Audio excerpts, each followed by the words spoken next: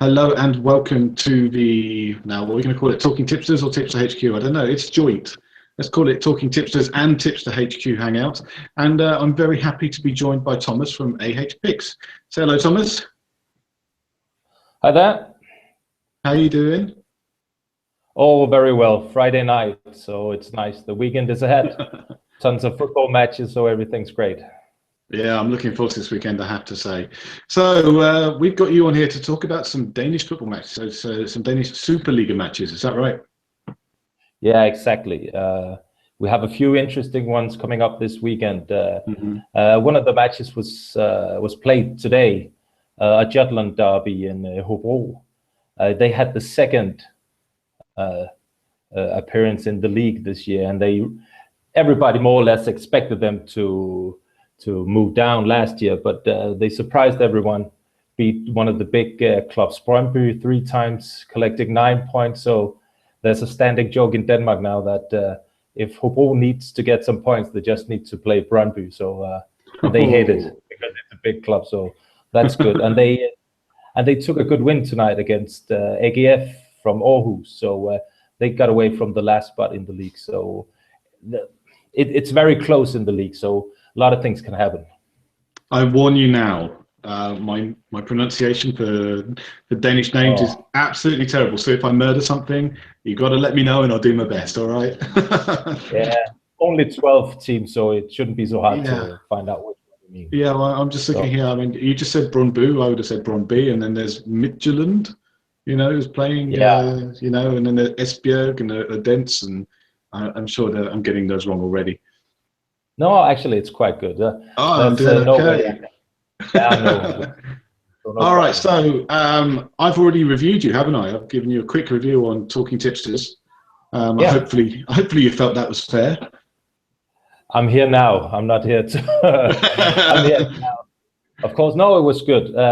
It's always nice to get some recognition, and the service hasn't been going on for that long. It's only been since April, but it's going steady ahead, and as long as we make the profit we do at the moment, it's going to be good. Yeah, as I said in the review, I think if you carry on, I think I'm likely to be doing a full 5 or 6 part review in April next year, April or May, because I might be busy in April. Let's just put it that way.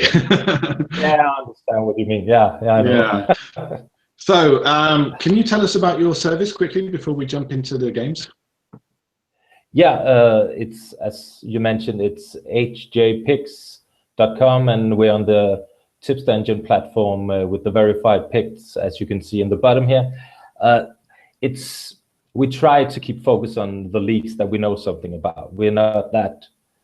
It's more than an investment site. Then it's more than going for a big win in just a few days. So we take it as an investment. We also do all our previews and how we look at the matches is always done in a meticulous way. So we go with the knowledge and some stats, and then we get the results that we have. So hopefully we'll just continue with that, always trying to pick up some things where we can improve. But as it's going right now, it should be pretty good and steady ahead.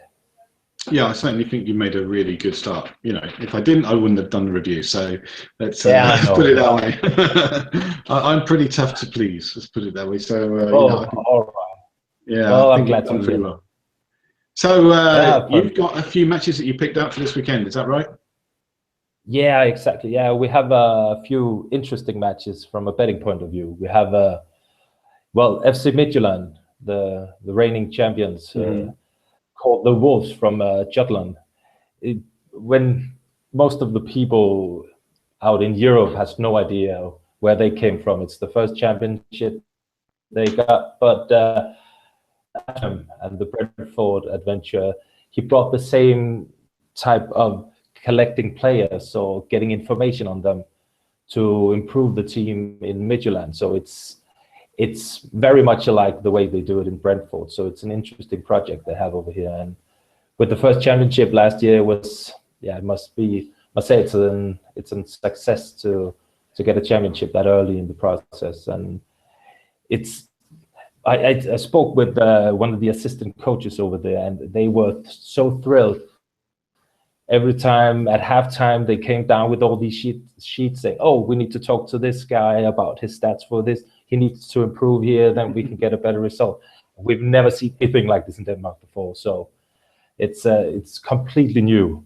But that's in the past, and how it works now. Now we go to the suggestion for the bet here. They play against Brøndby, or Brøndby, as we say in Denmark. Yeah, a big club from the Copenhagen suburb. They have spent tons of money on getting new organization, buying in players. Many of the old players that has been abroad playing in different clubs in Europe has now come back.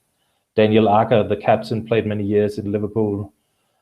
He joined the club he wanted to go back to the roots and see if he could build it up again, as they've had a few not very good years. So they really want to improve now, but it's been a hard struggle for them with all the changes in the team. But one thing that's working at the moment, even though they sold the keeper to Eintracht Frankfurt, Radetzky, the Finland goalkeeper, they got in the young kid Frederik Rønnow. It sounds pretty weird with the Danish pronouncement, but he's keep it up. You're doing fine. Yeah. And then now they have Daniel Akker back. He's had so many injuries, as he had also in Liverpool, but now he's back, played both the international caps this week. So it's looking good in the defense. And they also had not a debut, but the back, Risa Durmisi, had a pretty tough match against the Albanians for Denmark, as his parents come from Albania and Macedonia. So they more or less put up this hate site on Facebook. So they more or less tried to accuse him of everything. Oh, so he was very ready for this match against them. Yeah, you know how it works out. They always try to make some fuss. Nice support from your parents.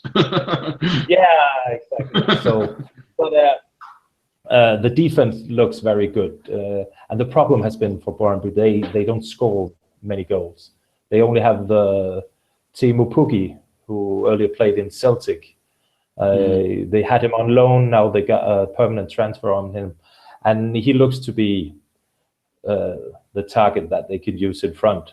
But also with they call him the hit man in Denmark, Ronny Schwartz, who was he had just been in France to play, but now he's back in Denmark playing for Brøndby. But he's not on his best game yet, so they're not that they're not that efficient in front, unfortunately. So I rate this match as a definite undermatch.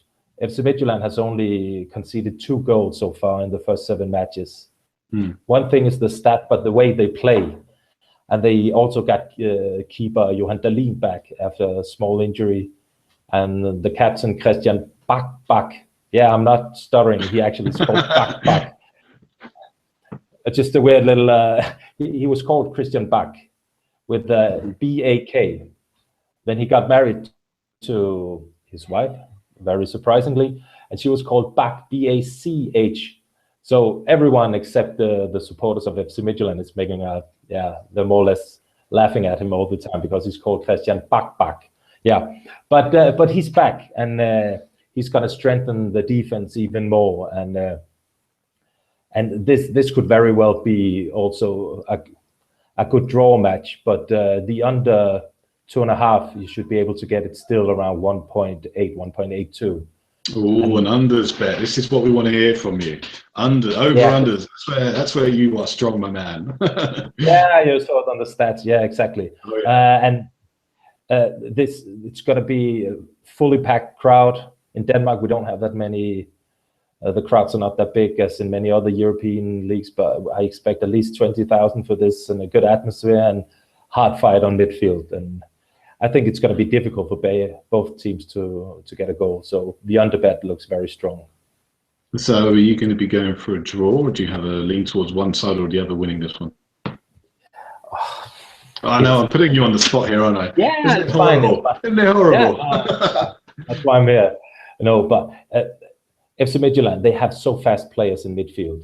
And with Pione Sisto in the counter-attack and a very strong Morten Duncan in front, very strong striker, also played in Scotland. they can, on the counterattacks, they can be deadly. And if Teemu Pukki and Ronnie Schwartz from Brøndby, if they're not up to their best game, they won't be producing anything against the strong defense. So I will lean towards FC Midtjylland, because if they go for the counterattack, they'll be deadly. Yeah, I've seen Midtjylland play a couple of games, not a huge amount, certainly not as much as you, but they do look like they have some very, very good players, I have to say. Yeah, many English might have seen them when they played in the Europa League qualification against Southampton. Yeah, and too bad for Southampton. It was the old Tipstrr, which they had him earlier, but he came on and scored the goal. Well, he didn't. He played the match, but he scored the goal when they played in England. So that was, yeah, that how it works. But he made that thing when you see, oh, he scored, and I'm not going to celebrate because it's my old club. Let's forget about all that. Celebrate when you score. I'm not sure about this don't celebrate when it's your old team thing. I mean, there are some players who've got so many old teams that they just almost have no one left to celebrate against. So, what can you do? It's going to be difficult for Zlatan when he plays in the European Cups, because he's played for all clubs in Europe. So, yeah, I get the point. Yeah. But FC Midtjylland is really a strong team, and they seem to have found exactly the right combination of young players with a lot of speed and some good old people in the midfield that knows exactly where to pass it and keep the ball if there's stress and pressure. So it's working very well for them. And they're the outsiders as well. From what I'm just looking at the odds here, their average odds 2.71 compared to Brøndby. Here we go. Brøndby 2.57 average odds. Yeah, it's a very even match, but at least I would never go for, if you take the Asian zero, then I would definitely go for FC Midtjylland. Okay. So that's the first match. What else have you got for us? Yeah, the other matches, that might look strange if you look at the statistics and how the first matches has been in the league. But Esbjerg is playing at home against Odense. You see, it's more or less what you pronounced. More or less. Esbjerg had an awful start. Got striker Nicky Bille from Rosenborg. He had also been around in Europe, very strong. Still hasn't scored in the Superliga, and he is so hungry. When he gets the ball, he just hammers it towards the goal, and it's a question of time before he's going to score a lot of goals. They've been the efficiency has been so poor for Esbjerg. They've had so many chances during these matches, and they can't keep missing all these chances.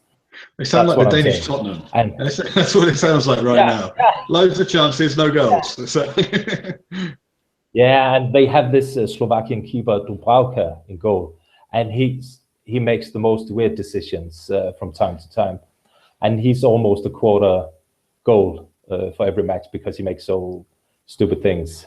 Yeah, I'm sorry to say, Dubravka, I don't hope you're listening, but his playing style doesn't really fit what his defense expect from him. And Odense, on the other hand, they've got Kent Nielsen, new coach from Aalborg, who won the double 2 years ago. Got some great players with them. Also brought Anders K. Jacobsen from Aalborg. They wouldn't let him go, Aalborg, because they made the deal for the 1st of January, but he was more or less just left to do the training himself. So they ended up paying a bit of money. So they got him now. And they also bought striker Rasmus Festersen from relegated FC Vestjylland, and they team up very good. And they have Rasmus Falk. You'll see him playing in Europe within the next 2 years. Emil Larsen, great individual skills, both of these guys. And then the problem again, in defense, in Odense, they make tons of mistakes all the time. So a good bet for this would also be both teams to score, because they just seem to be giving away way too many chances, and the efficiency hasn't been as good as you could expect. So I go for the over 2.5 goals, and you should be able to get around 1.9 to, yeah, maybe 1.93. And in my opinion, that should be well under 170, because it's got to be huge chances, many chances, and hopefully at least 3 goals. It wouldn't surprise me if you see 4-5 in this one. But we're not going to see another 6-2 like we saw back in, when was that, 2012-13? That was a hell of a scoreline. Yeah, and these teams just, the problem for both of them are that they play very good and they play very poor, so they don't have a steady level, and and all the mistakes they make, it's, if you're a fan of one of the teams, you'll reckon right away that, oh, they make way too many mistakes. But as a bettor, it's great when you need to do your picks, that I expect a lot of chances, and hopefully they'll find the way to the goal in this match as well. Okay, so you're looking over 2.5. Let's have a quick look on that. Average odds 1.86. That's pretty reasonable, I think. Yeah, should be able From to what get you're saying? more than, yeah, and of course, I reckon once or twice before I've made a wrong expectation of the match, but I really feel this is a strong bet, and these are the 2 bets that we have at the moment on HJ Picks for the site for the members at the moment, and actually we're at the 2nd highest stake amount on this over match. So this is one you think has a lot of value in them. Exactly, yeah. So this is the bet of the week so far. We've only turned to Denmark so far, so there'll be a lot of more picks coming up tomorrow morning. Okay. Yeah. What other leagues do you cover then? Because it's not just Danish leagues, is it? No, we also cover German, some German, only the Bundesliga, and then we also have a strong team to fill out the Swedish and Norwegian leagues, but it's not that often, unfortunately. The matches we pick, we really need to be confident that we have all the information. So sometimes we might feel that, oh, this is a great value bet, and then might take an even deeper look, and then we might find out, okay, the stats might say something else than what we feel, or we might find some news somewhere saying that, we might be on the wrong track. So we might start with maybe 20 picks for the weekend, but then when we look deeper into it, we might end with 6, 7, something around that for the weekend. But it's also the Premier League, and we're very fond of the European Cups, and also when we have the internationals. But motivation is also one of the things that we look a lot into. At this moment, we mostly find it in the international matches when they go to the last stage of the group, because you always have motivation when you play a football match, but we'll have to come a lot further on the season before we get the good picks in the domestic leagues. Yeah, I mean, there are some leagues where they're pretty competitive right away throughout the season, I think, and you can, the motivation's there all the time, but there are also some leagues where there's very little motivation because few teams go down, and you know who's going to win. I mean, like League One this year, I think we all know that Paris Saint-Germain are going to likely to be the champions, let's put it that way, and you can a couple of clubs that have come up, they're also the ones that are likely to go down because they are the smaller clubs. Yeah, and again, also the Danish First Division, the 2nd best league. We got a good coverage there, and this year it's special because they're changing the structure in the Danish division. So there will be 3 teams promoted from the First Division this year. So it's going to be very interesting, and only 1 team is going to get relegated for the Superliga. So we're going to see a lot of action also in the transfer window when we come closer to Christmas from the teams in the 2nd best division, because it's the gift of the decade for them to have a chance to get one of the 3 first spots to get promoted. So the Superliga is going up to 14 sides. Yeah, exactly. Right? Yeah. Okay. Yeah. So that should make things a little bit more interesting for you. Yeah, at the moment, if or is it more work? You don't want that. No, it's fine. It's fine. More matches. That's always good. At the moment, they have this. They play 3 times against each other. The 6 best ranked teams have 1 more home match. So it's working, but every now and then they need to see if there's something they can change in the structure to make it more competitive or make the team stronger. Because if you look at the statistics for the Danish teams in the European Cups, that's easy done because you don't have that much reading to do. Because it's been hard, and FC Copenhagen had played many years in a row in the group stage, and they lost again Jablonec from Czech Republic. So even FC Copenhagen, as a very big team and a big club with strong financial background, they couldn't even make it to the Europa League group stage. So it doesn't look that good. So we're looking forward to seeing if this season. Okay. So I think we're there, aren't we? There's no more matches for you to give us any hints on this week? But these are by far the best for the Danish Superliga this weekend. So that's what we please notice the one on Monday. So let's see how wild the users are going to get, how much they're going to bet on this overmatch to see where the market's going to end then. Okay, so you're on Twitter, aren't you? Give us your Twitter handle. Oh, sorry, I couldn't hear that one, Stuart.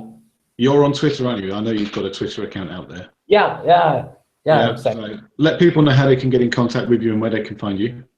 Yeah, well, we need to follow all the social media. So of course we have a Twitter account. Also in there, it's called HJ Picks, Asian Handicap Picks. Yeah, AH Picks, as we would say. yeah, AH Picks. Yeah. So we don't use it that much.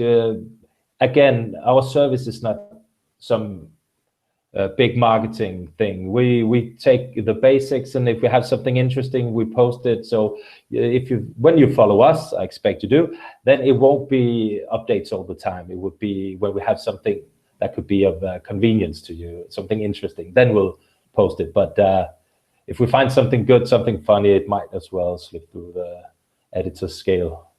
Okay, that sounds good. So you're going to find you on AH Picks, is it? At AH Picks on Twitter? Yeah.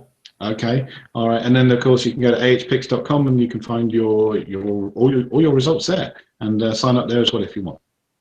Yeah, everything's there with the verified results from the Tipsterr engine. So what you see is what you get. Fantastic. Okay, so I think we shall call it a day there. People, seriously, head over to his account, have a look. I've been very impressed with what I've seen, and I think other people would be as well. So, Thomas, I hope we can get you back on in the future and have a few more chats about any games. You just let me know when you're available, and we shall go ahead and do it. Okay. Sounds great. I'll be ready for that. Okay then. So all let's say is goodbye. Yeah, and thanks for your time, and good luck with the bets out there. Anytime. See you guys. Bye.